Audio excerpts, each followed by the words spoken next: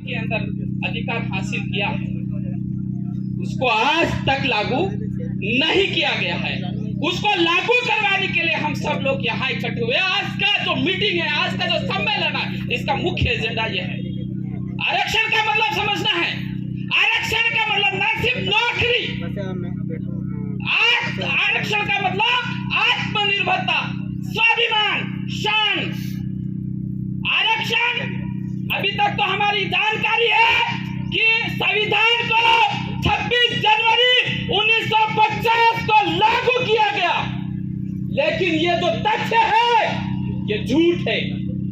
आदिवासियों का जो संविधान था, आदिवासियों के लिए जो संविधान तैयार किया गया था, संविधान सभा के द्वारा 5वीं अनुसूची जो बनाई गई थी वो 26 जनवरी 1950 में लागू नहीं की गई। और नहीं लागू करने के कारण आदिवासियों को इस देश का मजदूर बना दिया, मजदूरों की खदान बना दिया इस क्षेत्र को, अनुसूचित क्षेत्र को।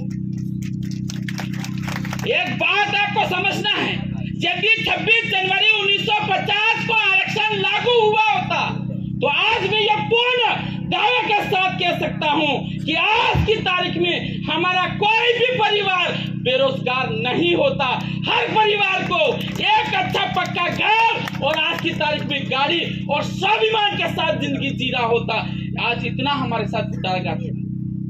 आई want to ask everybody you, मैं सभी से पूछना चाहता हूं, और यह प्रश्न, यह सवाल उन नेताओं से भी करिए कि आदिवासियों का जो आरक्षण था, आदिवासियों का जो संविधान था, आदिवासी की 5वीं अनुसूची थी, वो कब लागू की गई?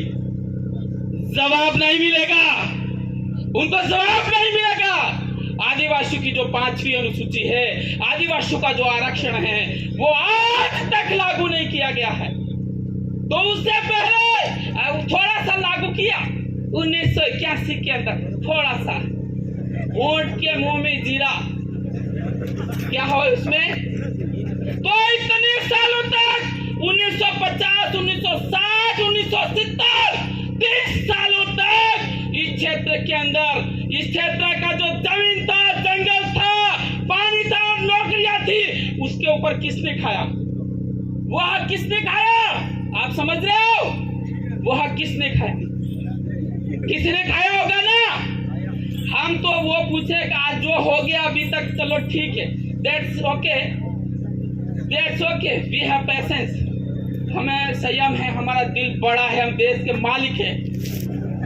वो पूछ नहीं रहे हैं कि 1950 से 1970 तक और उसके बाद 1992 और 2013 तक हमारे आदिवासी की कितनी नौकरियां दूसरे करके खाई है, वो वापस लौटी जाए। जिस दिन हम ये पूछेंगे ना, तुम्हारा पसीना आ जाएगा।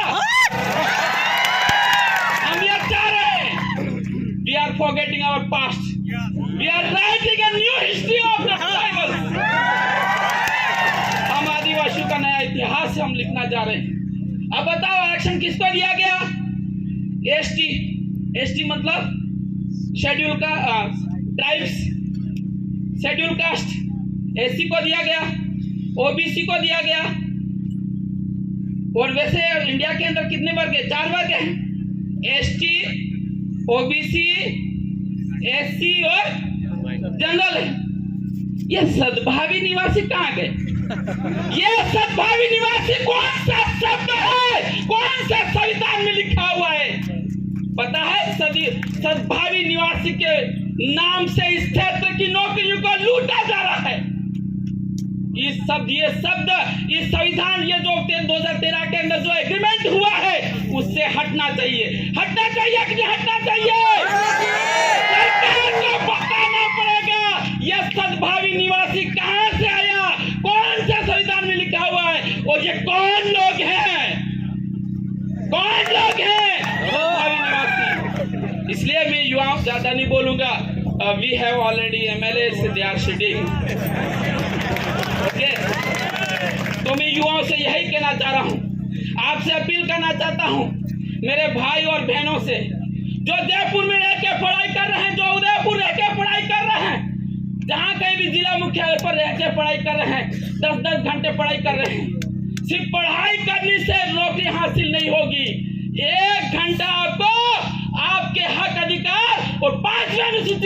संभालना पड़ेगा, लड़ना होगा, तभी जाके आप आज से पढ़ लीजिए। हमारी बाप होती, हमारे अंदर अगर खून है तो बिरसा मुंडा का है, टंकिया भील का है, कालीबाई क्लासवा का है, पूजा भील का है। हम उनके वंशज हैं और आज की संतानें मुंह नीचा करके घूम रही है। क्या हम उनके संतानें हैं या नहीं है? तो इससे आरक्षण रैली का अनुसूचित क्षेत्र में जो आरक्षण हमारे लिए 244 से 5वीं अनुसूची के तहत जो निहित किया गया है उसके लड़ना होगा। और जब भी आप शादी करो नौजवान साथियों, आपकी कंकु पत्री इन्विटेशन लेटर उस पर 5वीं अनुसूची 244(1) के तहत आरक्षण लागू हो, ऐसा नारा हर जगह लिखा जाए। मिशन आरक्षण को लेकर हमें लड़ना होगा। और एक नारा दूंगा, do and die, do and die.